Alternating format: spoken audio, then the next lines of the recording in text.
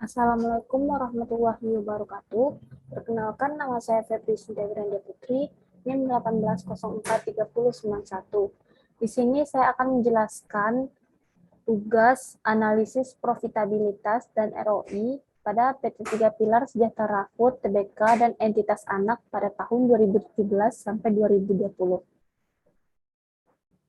Yang pertama itu pada ROI, Return on Invested Capital.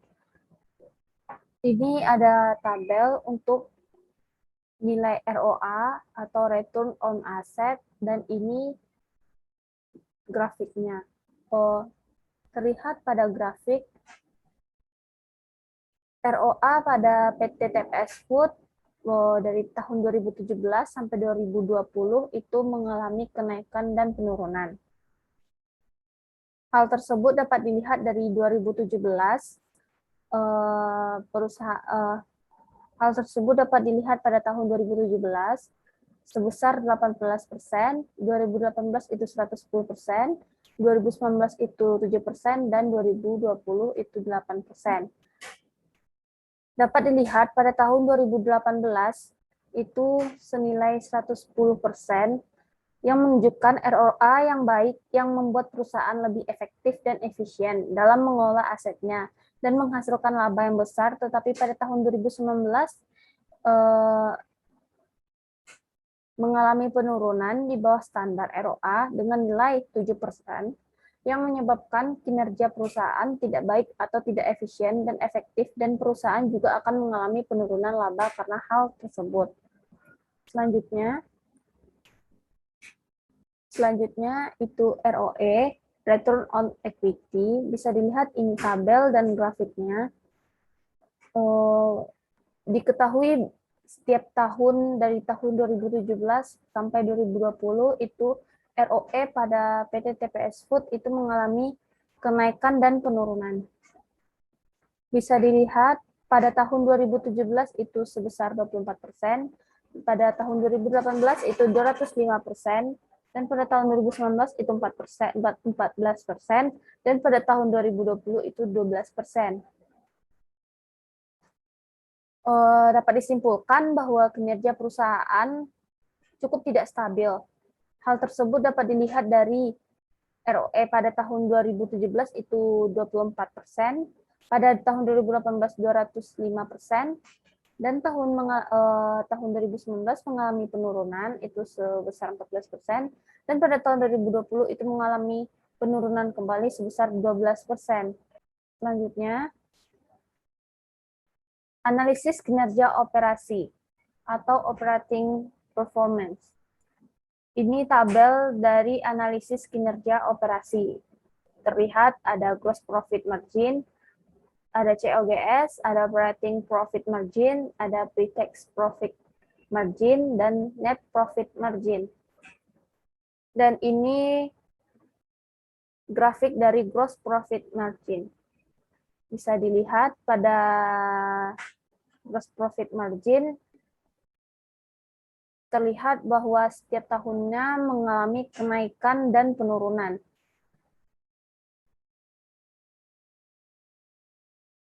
Dapat dilihat pada tahun 2017 itu 109%, pada tahun 2018 itu 3%, dan pada tahun 2019 itu 35%, dan terakhir pada tahun 2020 itu mengalami penurunan kembali sebesar 21%.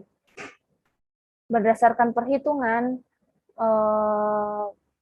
terdapat peningkatan laba kotor dari tahun 2017. Margin laba kotor pada tahun 2017 109% dari penjualan sampai menjadi 21% pada tahun 2020. Pada saat penjualan mengalami penurunan dari tahun 2017 ke 2020, itu peningkatan margin laba kotor jika dilihat atau dipicu oleh penurunan proporsi cost barang terjual untuk setiap rupiah nilai penjualan dari nilai COGS min 9 tahun 2017. Setiap tahun terdapat tren mengalami penurunan menjadi sebesar min 64% pada tahun 2020. Ini nilai COGS-nya. Pada tahun 2017 itu minus 9%, dan pada tahun 2020 itu minus 64%. Selanjutnya, untuk grafik operating profit margin, bisa dilihat sendiri bahwa setahunnya perusahaan TPS Food mengalami peningkatan. Tetapi pada tahun 2020 itu mengalami penurunan kembali sebesar 4%. Berdasarkan perhitungan menunjukkan kinerja operasi dapat dilihat dari kinerja pengelolaan atau pengendalian beban penjualan, beban administrasi dan beban umum, serta beban penghasilan operasional lainnya. Laba operasi pada tahun 2019 sebesar 43%, yang mana angka ini lebih tinggi dari tahun sebelumnya. Untuk beban penjualan secara relatif cukup terkendali, untuk beban administrasi dan general cenderung mengalami penurunan. Yang berarti terdapat efisiensi pada bagian administrasi dan umum tahun 2020 menjadi 1%. Untuk beban dan penghasilan operasi lainnya terdapat rasio yang tidak stabil, turun dan naik, sehingga perlu dievaluasi lebih lanjut komponen ini. Untuk keseluruhan, penurunan margin operasi dipicu karena peningkatan yang juga terjadi pada margin laba kotor atau beban pokok penjualan yang mengalami penurunan, dan dikontribusi juga dari peningkatan proporsi beban penjualan secara relatif dari nilai penjualan. Selanjutnya, dapat dilihat bahwa PT TPS Food, perusahaan TPS Food, pada pre-tax profit margin-nya itu mengalami kenaikan dan penurunan. Contohnya saja, pada tahun 2017 itu 1% dan mengalami kenaikan kembali pada tahun 2019 itu sebesar 218%, dan terjadi penurunan lagi pada tahun 2020 itu sebesar 1%. Berdasarkan hasil perhitungan, bahwa kontribusi penghasilan lain-lain, beban keuangan, pajak final atas penghasilan bunga, dan bagian atas rugi neto entitas, asosiasi, dan ventura bersama terhadap laba sebelum pajak relatif tidak mengganggu kinerja perusahaan. Selanjutnya, net profit margin. Bisa dilihat pada net profit margin perusahaan TPS Food itu mengalami penurunan. Pada tahun 2017 itu tidak ada perhitungan, pada 2018 itu sebesar 4%, dan pada tahun 2019 dan 2020 itu mengalami penurunan sebesar min 1%. Selanjutnya, analisis pemanfaatan aset. Yang pertama ada cash turnover. Ini tabel nilainya, dan ini grafik cash turnover-nya. Bisa dilihat bahwa pada perusahaan TPS Food, cash turnover-nya itu mengalami penurunan setiap tahunnya.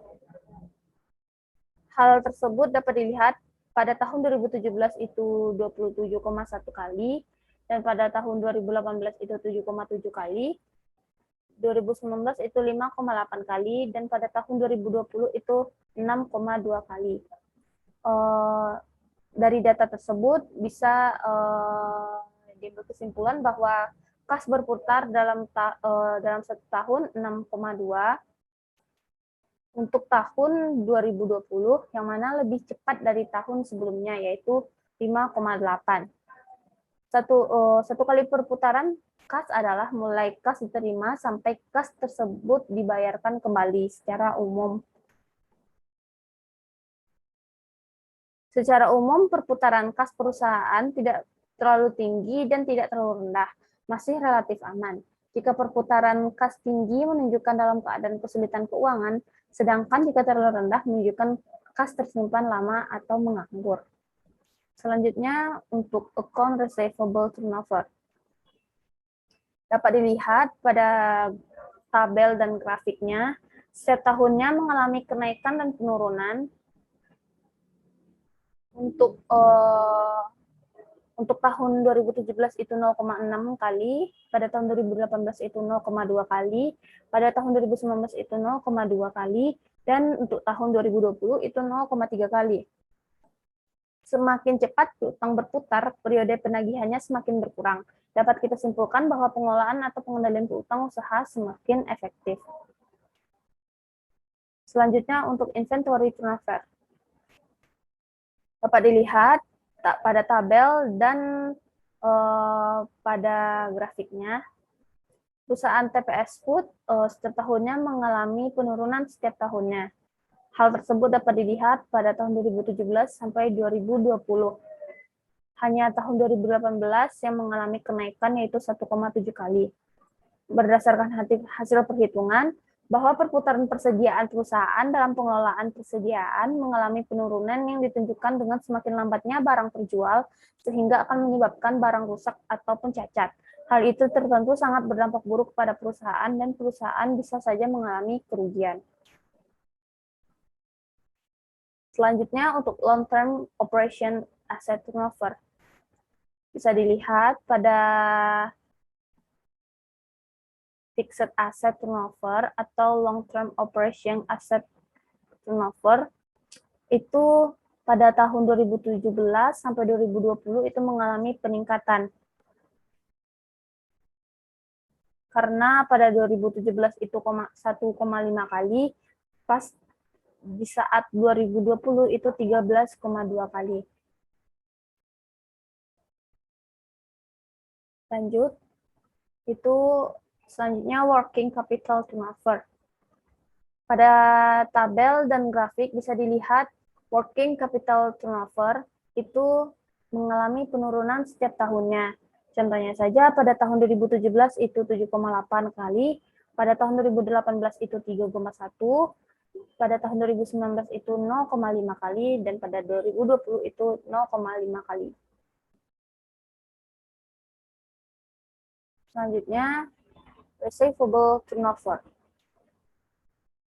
Pada receivable turnover, perusahaan TPS Food itu mengalami kenaikan dan penurunan. Dapat dilihat bahwa pada tahun 2017 itu dia 2,3 kali, pada tahun 2018 itu 1,4 kali, pada tahun 2019 itu 0, dan pada 2020 itu 1,2.